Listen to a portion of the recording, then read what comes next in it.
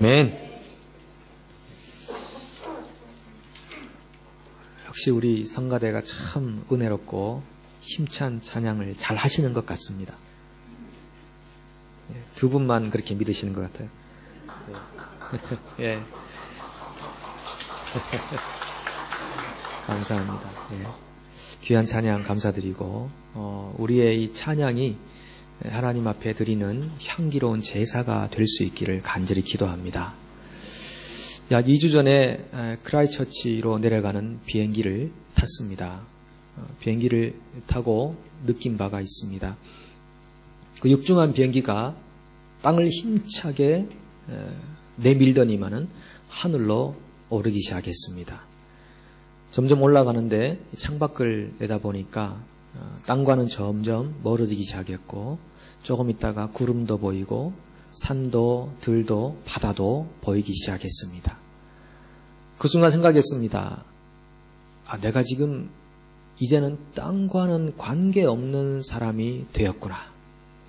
하늘을 나는 순간에 땅에 무슨 일이 일어나도 그 하늘을 나누는 시간만큼은 땅하고 관계없는 사람이 되었더라고요. 다 비행기 덕분입니다. 영적으로 생각해 보면은 우리는 이미 하늘에 속한 사람이 되었습니다. 비행기를 타고 비행기 덕분에 땅과 관계없는 사람이 된 것처럼 우리는 그리스도 안에 있어서 더 이상 땅과 관계없는 하늘에 속한 사람들이 되었습니다. 그것을 오늘 6절에서 이렇게 말씀하시죠. 함께 일으키사 그리스도 예수 안에서 함께 하늘에 앉히시니. 이 함께라는 말은 그리스도와 함께라는 뜻입니다. 그리스도와 함께 우리를 죽음 가운데서 일으키사 이제는 하늘에 앉히셨다고 표현하고 있습니다.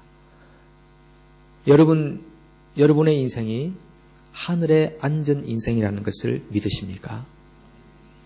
우리는 더 이상 땅과 관계없는 사람들이 되었습니다. 우리 힘과 능력으로 하늘로 올라간 것이 아니라 그리스도 예수 안에 있어서 그렇게 된 것입니다.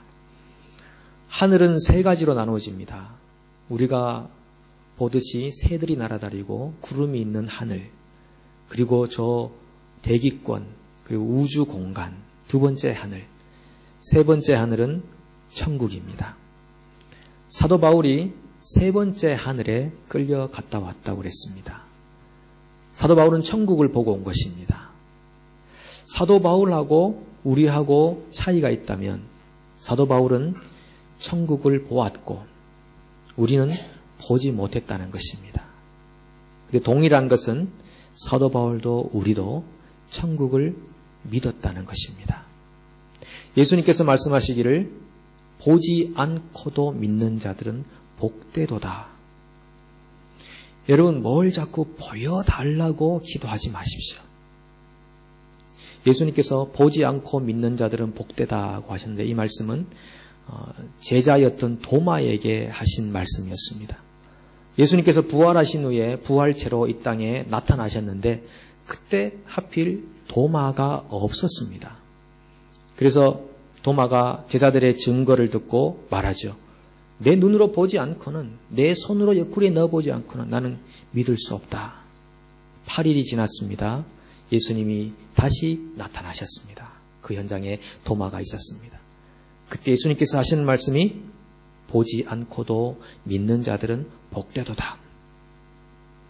도마는 보지 않고 예수님의 부활을 믿을 수 있는 좋은 기회가 있었습니다. 다른 제자들에게는 부여되지 않은 기회였습니다. 그런데 그 도마는 그 기회를 상실해 버렸습니다. 내가 보고서야 믿겠다고 했기 때문입니다. 만약 도마가 예수님의 부활의 실체를 보지 않고도 단순히 증거를 통해서 믿었더라면 아마 더 큰 일을 감당해내었을 것입니다. 예수님께서 나사로가 죽었을 때 그 누이였던 마르다에게 이렇게 말합니다. 네가 믿으면 하나님의 영광을 보리라. 하나님의 영광을 보는 것은 믿을 때 가능하다는 것이죠. 그래서 함께 둘러선 무리들이 죽은 사람이 살아나는, 죽은 지 나흘이나 된 사람이 배를 동인 채로 걸어 나오는 놀라운 하나님의 영광을 목격하게 되었습니다. 만약 도마가 예수님의 부활체를 보지 않고도 믿었다면 더 큰 하나님의 영광을 그는 경험할 수가 있었을 것입니다. 하나님은 우리에게 실제로 천국을 보여주지 않습니다. 특별히 보여줄 필요가 있는 사람들에게는 보여주시겠지만 대다수의 경우 일반적으로 우리에게 천국을 보여주지 않습니다. 왜냐하면 보지 못하는 가운데 우리의 믿음이 배양되기를 원하시기 때문입니다. 여러분 혹시 내가 무엇을 봤다, 이것을 봤다, 저것을 보았다 그렇게 자랑하실 일이 있으십니까? 자랑하지 마십시오. 보고 믿는 것하고 보지 않고 믿는 것 중에 보지 않고 믿는 것이 더 복된 것이기 때문입니다. 보았다고 말씀하시는 분들을 부러워할 필요가 없습니다. 어떤 의미에서 본 분들은 이미 보지 않고도 믿을 수 있는 기회를 박탈당한 것입니다. 그래서 기도의 제목을 바꾸십시오. 하나님 제게 보여주지 마십시오. 제가 믿음으로 살기 원합니다.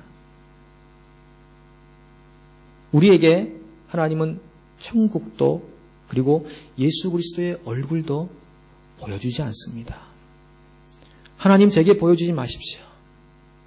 저는 평생 사는 동안에 보지 않고 믿는 큰 믿음으로 이 땅을 살기 원합니다. 그렇게 기도하시기 바랍니다. 히브리서 11장에 보면 믿음으로 산 사람들의 그 삶의 역사가 기록되어 있습니다. 그 중에 히브리서 11장 27절을 보시면 이렇게 말씀합니다.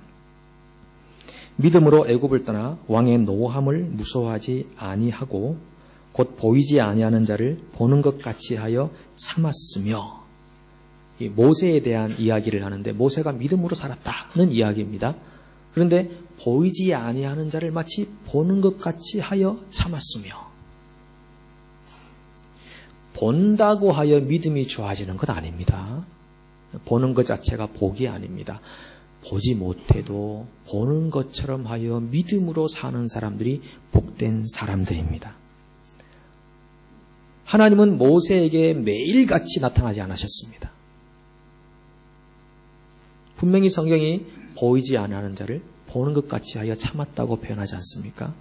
만약 하나님이 모세에게 매일 나타나셔서 자신의 모습을 보여주셨다면 그것은 모세에게 복이 아니라 독이 될 수도 있었습니다. 아주 믿음 없는 그런 연약한 늘 보이는 현상에만 집중하는 사람으로 떨어져 살 수밖에 없었을 것입니다. 사춘기 아이들과 함께 지내는 일은 참 어려운 일이기도 하지만 때로는 익사이팅하고 또 배우는 일들이 많은 것 같습니다. 아이들과 종종 대화하면서 이런 약속 저런 약속을 하는데 언젠가 한번 그런 약속을 한 적이 있습니다. 하도 공부하지 않고 놀기에 공부를 하고 나면 드라마나 영상을 볼 수 있는 시간을 허락해 주겠다. 물론 이런 약속 없이도 자유시간에 마음껏 그런 영상을 즐기기도 하지만 부모가 있는 한 또 통제가 되기 때문에 공부를 어느 정도 하면 한두 시간을 하면 이렇게 하겠다라고 약속을 하고 각자 자기 방으로 들어갔습니다. 그렇게 약속을 했으면 부모인 저는 무엇을 해야 되는 겁니까? 제 할 일을 하면서 믿고 기다려야 되죠. 그런데 궁금해서 견딜 수가 없었습니다. 평상시 살았던 삶의 모습도 있고 해서 내가 몰래 한번 엿봐야 되겠다. 정말 공부를 하는가 안 하는가 하고 방문을 살짝 열어봤더니만 글쎄 그날은 정말 책상에 앞에 앉아서 고개를 숙여서 열심히 열공하고 있는 겁니다. 공부에 집중을 하고 있는 겁니다. 그 순간 제가 굉장히 부끄러웠습니다. 그냥 안 보고 믿었으면은 아이가 끝나고 왔을 때 참 신뢰의 관계로 그래 이제는 자유시간이다 이렇게 할 수 있을 텐데 이미 눈으로 보았습니다. 그리고 문을 몰래 닫고 내려왔습니다. 아이들이 공부가 끝나고 왔는데 얼마나 부끄럽던지요. 이미 신뢰 관계가 깨어진 거죠. 불신의 관계가 되어버린 겁니다. 물론 아이가 머리만 숙이고 있었지 무엇을 했는지는 잘 모릅니다. 요즘은 스마트폰이 하도 작아서 머리 숙이고 이렇게 볼 수도 있겠죠. 그 모든 의심을 다 떨쳐버리고 그냥 믿고 기다렸어야 하는데 그렇게 못한 제 자신을 보면서 보고 믿는 것하고 안 보고 믿는 것하고는 이 관계의 밀도가 다르다는 것을 또 경험하게 되는 것입니다. 여러분, 지금 여러분이 하늘에 앉아 있다 라는 사실을 믿으십니까? 안 믿으시네요? 예, 믿으시는 분은 아멘 한번 해보십시오. 예, 믿으시죠? 예, 보셨기 때문에 믿으십니까? 그냥 믿음으로 믿는 것입니까? 예, 믿음으로 믿는 것입니다. 하나님께 천국을 보여달라고 기도하시겠습니까? 보여주지 말라고 기도하시겠습니까? 사실 그 기도의 내용이 아니죠. 예, 기도의 내용이 아니죠. 천국을 보여달라고 굳이 기도하지 마십시오. 예, 보게 되면 안 보고 믿는 기회를 상실하는 것입니다. 하나님께서 안 보여주시는 동안 우리의 믿음이 계속 자라고 있는 것이죠. 요즘 한국 대학생들은 여러분 들으셨겠지만은 수강 신청 하나도 스스로 못한다고 하지 않습니까? 엄마가 쫓아다니면서 수강 신청해주고 수강 신청 마감 시간 전까지 막 이렇게 살펴보다가 마감 5분 전에 수강 신청하고 이런 일들이 많이 있는데 왜 그러냐고 그랬더니만 아무래도 어머니가 더 잘 파악하고 이해하기 때문에 그렇다고 하는데 어떤 상황입니까? 한 번은 강의실 안에 머리가 허연 아저씨 한 명이 앉아 있어서 교수님이 물었답니다. 혹시 누구십니까? 물으니까 오늘 제 아들이 몸이 아파서 학교를 못 왔는데 제가 강의를 대신 듣고 필기 노트해서 아이에게 주려고 합니다. 실제로 있었던 일이거든요. 이 정도까지 간 것입니다. 자녀에게 독립심을 키워주고 자기 삶에 대한 책임감을 심어줘야 되고 그렇게 성장하도록 도와주어야 하는데 그렇지 못하고 아주 수동적으로 나약하게 이끌어가는 그런 것들이 우리 삶의 현장이고 모습인데 하나님은 우리를 그렇게 나약하게 이끌어가려고 하지 않습니다. 그래서 우리에게 보여주지 않고 안 보고 믿는 믿음을 계속적으로 성장하도록 역사하시고 격려하십니다. 우리가 하늘에 지금 그리스도와 함께 앉아 있다는 사실은 보아서가 아니라 보지 않고도 믿는 믿음 때문에 그렇게 받아들이고 감사하며 살아가는 것입니다. 구약 이스라엘 백성들이 40년간 광야 생활을 했습니다. 그때 하나님은 눈에 보이는 것들을 보여주셨어요. 불기둥을 주셔가지고 밤에 추우니까 그리고 맹수로부터 보호해야 되니까 불기둥을 세우셔가지고 낮에는 이제 행진해야 되니까 구름 기둥을 세우셔가지고 백성들로 하여금 어디로 가야 하는지 언제 가야 하는지 항상 상징적으로 보여주셨죠. 그런데 지금은 하나님께서 우리 인생 가운데 나타나셔서 구름을 따라가라든지 어떤 보이는 불을 나타내신다든지 그렇게 하시지 않고 아무 일도 안 하시는 것처럼 하나님 부재의 현장에 살고 있는 것처럼 느끼게 우리를 방치해 놓으신 것 같습니다. 그런데 이것이 구약 백성들보다 더 복된 하나님의 인도하심입니다. 구약의 백성들은 그렇게 하나님이 인도하셨지만은 결국 하나님을 배반하고 떠났습니다. 조금이라도 상징적으로 물체가 나타나지 않으면 그들이 하나님을 떠났습니다. 왜냐하면 믿음이 자라나지 못했기 때문입니다. 오늘 하나님은 우리를 인도하시되 구름기둥과 불기둥으로 눈에 보이는 것으로 하시는 것이 아니라 보이지 않는 믿음 안에서 우리를 역사해 가시는 줄로 믿습니다. 하나님의 나라의 세계라는 것은 믿음의 세계이기 때문에 그렇습니다. 그렇기 때문에 우리가 그리스도와 함께 하늘에 앉아 있다는 사실은 오늘 믿음의 눈으로 봄으로써 그 영광과 그 기쁨과 그 영원한 하나님의 역사를 오늘 이 현장에서 마음껏 누리게 되는 것입니다. 우리가 하늘에 앉았다. 이것은요, 크게 두 가지를 말해주는 것 같습니다. 땅의 사람이 아니다. 그리고 두 번째는 이것은 전적으로 하나님의 은혜로 된 것이다. 라는 것입니다. 하늘과 땅은 굉장히 대조가 되는데 성경이 우리에게도 하늘의 사람이라고 하면서 땅의 사람들이 사는 삶의 방식과 하늘의 사람들이 사는 삶의 방식을 대조해서 설명해 주는데 그 설명이 골로새서 3장 5절 이하에 나와 있습니다. 제가 한번 읽어보겠습니다. 그러므로 땅에 있는 지체를 죽이라. 곧 음란과 부정과 사욕과 악한 정욕과 탐심이니 탐심은 곧 우상 숭배니라. 이것들로 말미암아 하나님의 진노가 임하느니라. 땅에 있는 사람들의 삶과 연관되는 단어들이 방금 읽어드린 단어입니다.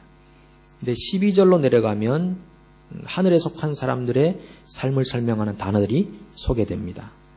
그러므로 너희는 하나님이 택하사 거룩하고 사랑받는 자처럼 긍휼과 자비와 겸손과 온유와 오래 참음을 옷 입고 누가 누구에게 불만이 있거든 서로 용납하여 피차 용서하되 주께서 너희를 용서하신 것 같이 너희도 그리하고 이 모든 것 위에 사랑을 더하라. 이는 온전하게 매는 띠니라. 여러분 방금 읽어드린 이 단어들을 살펴보시고 여러분들은 어떤 단어들과 친숙합니까? 땅의 사람들이 살고 있는 단어들입니까? 하늘에 속한 사람들이 살고 있는 단어들입니까? 만약 우리가 하늘에 속한 사람이라면, 하늘에 앉은 사람이라면 두 번째 읽어드린 이 단어들을 친숙하게 생각할 것입니다. 어떻게 해서 이렇게 된 것입니까? 우리가 예수 그리스도로 말미암아 함께 일으킴을 받고 하늘에 속하게 되었을 때 이미 우리 속에 새로운 영적인 체계가 작동하기 시작한 것입니다.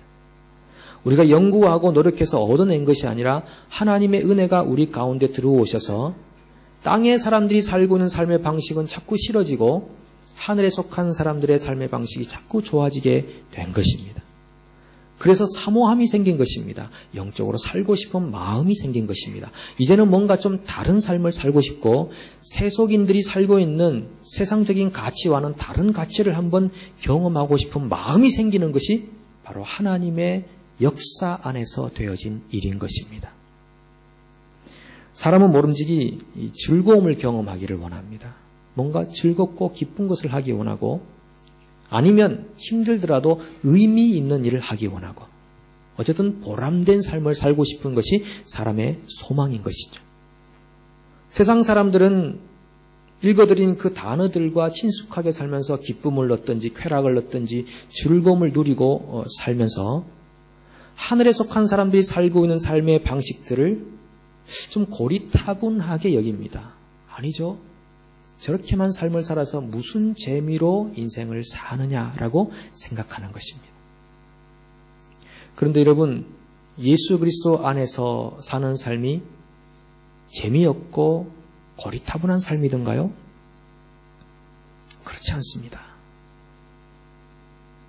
훨씬 재미있고 훨씬 즐거움이 있는, 훨씬 의미 있는 그런 삶인 줄로 믿습니다. 경험해 보신 분들은 아시죠? 제가 어린 시절에는 이 학원이나 과외 같은 것들이 그렇게 많지 않았습니다. 그래서 학교를 갔다 오면 가방을 확 던져버리고 마당 공터로 나갑니다. 나가면 이제 동지들이 하나씩 둘씩 그 공동터로 모여들기 시작합니다. 그러면 우리는 거기서 구슬치기와 딱지치기로 시간을 또 하루의 생명을 보내는 것이죠. 한겨울철에도 손이 다 트는 가운데 구슬치기를 합니다. 손이 트면 아침에 어머니가 요강에 있는 오줌으로 이렇게 손을 발라주시면서 그렇게 해야 손이 잘 낫는단다. 그렇게 생활했던 시간들이 기억나곤 합니다. 그래서 요즘도 한 번씩 냄새가 나나 봅니다. 어머님의 냄새가. 천국에 계신 어머님. 그렇게 해서 구슬치기를 열심히 하고 그리고 해가 지면 돌아갑니다. 자동적으로 시계가 따로 없이 해가 지면 이제 돌아가서 손 씻고 밥 먹고 잡니다. 숙제하고 일기는 언제 쓰느냐? 그 다음날 아침에 씁니다. 우리에게는 아침이 있습니다. 그래서 학교 가기 전에 열심히 갈겨 쓰는 거죠. 그래서 했습니다를 찍는 순간에 밖에서 친구가 학교 가자고 부릅니다. 정확합니다. 그러면 그 숙제를 들고 학교를 가면 선생님이 찢어버립니다. 글씨를 못 알아보겠다는 것이죠. 자고로 천재는 악필이라고 이렇게 못 알아보겠다. 그런 삶을 살면서 제가 그때 가졌던 아주 굉장히 지금도 남아있는 감정이 뭐냐 하면 도대체 어른들은 이 즐거운 구슬치기를 하지 않고 무슨 재미로 인생을 사나. 그것이 아직까지 머릿속에 남아있습니다. 이렇게 즐거운 구슬치기를 하지 않고. 근데 그 생각이 한 얼마 가지 않아서 바뀌었습니다. 세상에는 구슬치기 말고도 재미있는 일이 참 많구나 하는 것을 깨달았습니다. 세상에 살고 있는 사람들이 쾌락을 누리면서 기쁨을 누리면서 살면서 교회 다니는 사람들 삶의 모습 가운데 이런 것들이 없어서 술도 안 마시고 담배도 안 피우고 무슨 재밌는 그 영상들도 안 보고 도대체 무슨 재미로 사나 이렇게 생각할지 모르나 그러나 예수 안에 들어와 보면 그 즐거움보다 그 쾌락보다 더 큰 즐거움과 더 큰 기쁨이 있다는 것을 경험하는 것입니다. 그렇게 살지 않아도 우리에겐 새로운 기쁨의 삶의 길이 있다는 것을 경험하는 것입니다. 이것이 하나님께서 우리 안에 해놓으신 역사며 일입니다. 어떻게 우리가 그런 삶 속에서 의미를 경험하고 자꾸 영적인 갈급함으로 하나님을 찾고자 하는 소망, 예배하고자 하는 마음으로 살아가는 것입니까? 이거 정말 설명할 수 없는 일입니다. 모든 것이 하나님의 은혜입니다. 하나님이 은혜로우시고 자비로우시다는 증거가 어디에 있습니까? 가장 큰 증거는 저와 여러분들입니다.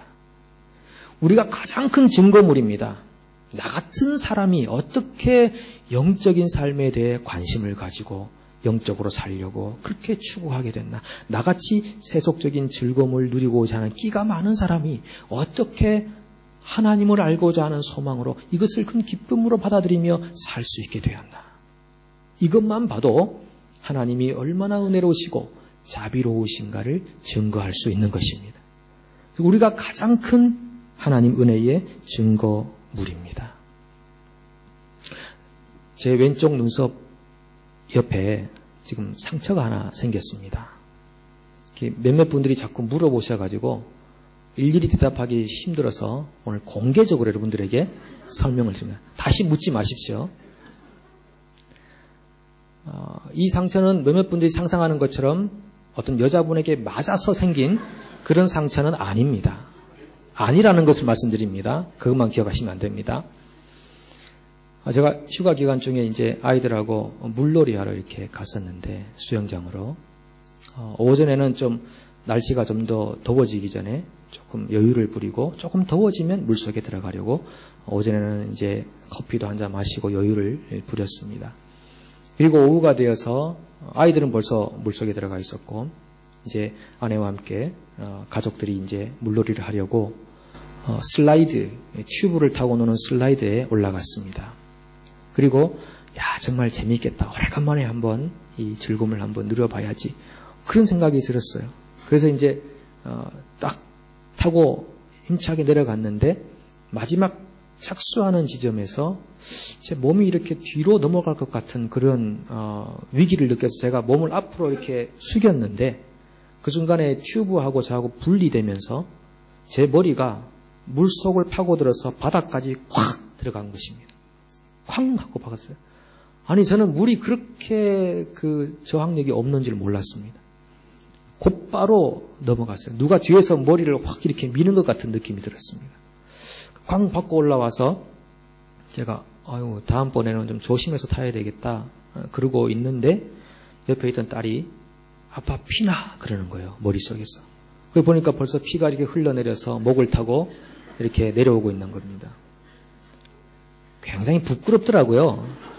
거기 아이들도 많고 막 다 이렇게 있는데 거기서 피 흘릴 일이 하나도 없거든요. 도대체 수영하다가 무슨 피를 봅니까? 근데 바닥을 쾅 얼마나 세게 박았는지 피가 쭉 이렇게 흘러내리고 있어요. 그래서 옆에 있던 스태프들이 와서 이제 응급조치실로 데리고 갔습니다. 그 가는 발걸음이 정말 무겁더라고요. 사람들이 막 보는데 아니, 수영장에서 무슨 피를 저렇게 막 그런 눈초리로 보는 것 같았어요. 그래서 이제 드레싱을 하고 있는데 아무래도 인근에 있는 그 병원 이머전시에 가는 게 좋겠다고 그러는 거예요. 그리고 뭐 이거 몇 개인지 헤아려 보라 그러고 뭐 눈 이렇게 띄보고 구토했냐 물어보고 막 하여튼 이상한 사람으로 이렇게 보시더라고요. 그래서 이제 할 수 없이 이머전시로 갔는데 뭐 뉴질랜드 여러분 아시잖아요. 아무것도 안 합니다. 그냥 소독하고 테이프 3개 붙여주고 가라고 그러더라고요. 그래서 이제 다시 수영장으로 아내가 운전해서 왔더니만 수영장 문 닫을 시간 다 됐다고 짐 정리하라고 그러더라고요. 그래서 그날 제가 가서 수영장에서 한 일이라고는 튜브 한번 타고 비싼 돈 내고 그렇게 온 것입니다. 그래서 제가 지난주 목요일 날 목자 스쿨 하면서 말씀을 드렸더니만은 어떤 목자분이 안타까워 하시더라고요. 이번 기회에 보낼 수 있었는데. 아쉽게도 저는 이번 기회에 가지 못했습니다. 제가 몇몇 분들하고 얘기를 나누는데 제가 2분한테나 그런 말씀 드렸어요. 본인들이 아는 분들 중에 수영장에 다이빙 하다가 그 자리에서 바로 운명을 달리했던 사람들이 있다고 2분이나 그렇게 얘기하시더라고요. 제가 그 얘기를 듣기 전에는 정말 부끄럽다. 아무도 다치지 않는 그곳에서 나 혼자 그냥 그것도 작년이 돼가지고 혼자 그 물속에 들어가서 뭐 바닥에 오라고 부른 것도 아닌데 스스로 들어가서 바닥에다가 머리를 찢고 피를 줄줄 흘렸던 부끄러웠는데 제가 그 얘기를 듣고 보니까 죽을 수도 있는 일이구나. 죽을 수도 있는 일이구나. 근데 다행히 피가 흘러서 모습은 그랬지만 죽지 않았네.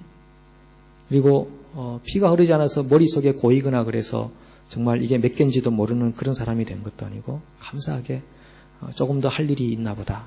그런 생각으로 바뀌더라고요. 비교가 되지 않을 때는 잘 몰랐습니다. 감사한 일이 아니고 부끄러운 일이었는데 비교가 되고 보니까 참 그것도 감사한 일이다 하는 생각이 들었습니다.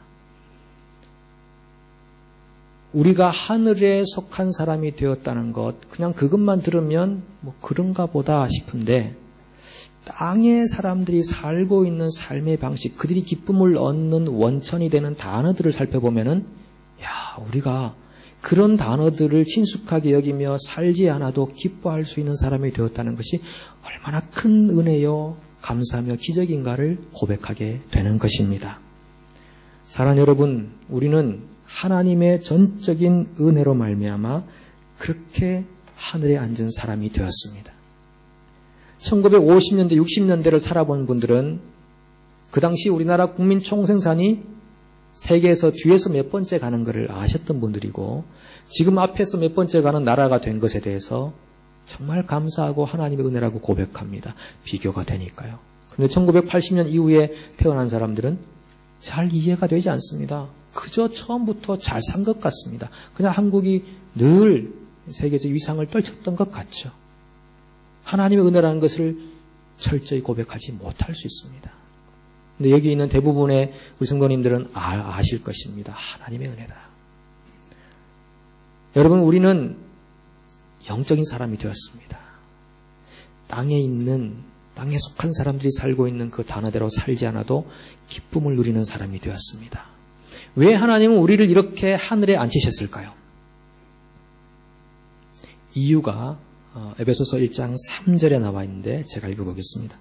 아버지께서 그리스도 안에서 하늘에 속한 모든 신령한 복을 우리에게 주시되. 왜 우리를 하늘에 속한 사람이 되게 했느냐? 하늘에 속한 신령한 복을 주시려고요. 마음껏 주시려고. 우리는 지금 하늘에 속한 신령한 복을 받은 줄로 믿으시고 받고 있는 줄로 믿으시기 바랍니다. 그 복을 평생 받으실 것이고 그 복은 계속 증가하실 것입니다. 그렇게 하늘에 속한 신령한 복을 받다가 나중에 결국 땅의 속성이 없는 하늘에서만 우리가 존재하게 될 것입니다. 이것은 모두 그리스도 덕분입니다. 기도하시겠습니다.